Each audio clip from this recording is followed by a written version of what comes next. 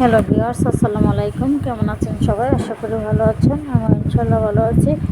দেখেন কি সুন্দর লাল শাক। আমি কিন্তু আজকে চর এলাকায় গেছিলাম, যেখানে সবজি ক্ষেত করে। ওই সবজি ক্ষেতের মধ্যে সবজি শাকগুলো উঠাইতে কি মানে অনেক আনন্দ লাগছে এবং অনেক ভালো লাগছে আমার কাছে। আমি অনেকক্ষণ উঠাইলাম, আমি অনেকগুলোই আনলাম, কারণ আমি শাক কিন্তু খুব একটা লাল শাক খাইতে পারি না, কিন্তু এই শাকগুলো খাইছি, আমার কাছে অনেক ভালো লাগছে। এটা হচ্ছে দেশি, এটা হাইব্রিড না। এটা অনেক লাল হয় এবং অনেক রান্না করলে অনেক সুন্দর হয়, একবারে গলে যায়।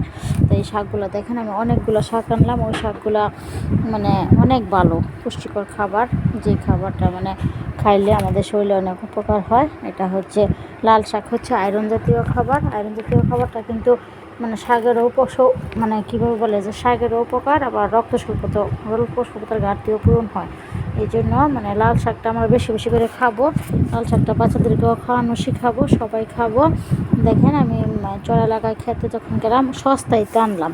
আমি ওই শাকগুলা 50 টাকা দিয়ে আনছি। কয় মোড়া 10-12 মোটা শাক 50 টাকা দিয়ে আনছি। তো আমার কাছে অনেক ভালো লাগছে দেখে আমি বেশি করে আনছি একেবারে, কারণ শাকগুলো খেত উঠিয়ে ফেলবে, উঠে আবার অন্য একটা সবজি লাগাবে, সেই জন্য শাকগুলো উঠিয়ে ফেলা হয়েছে। তো এই জন্য আমি মানে অনেকগুলো নিয়ে আসলাম।